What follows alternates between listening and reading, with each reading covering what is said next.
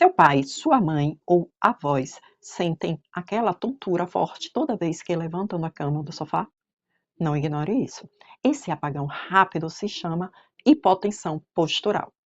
A pressão cai de repente e é uma das maiores causas de quedas graves em idosos.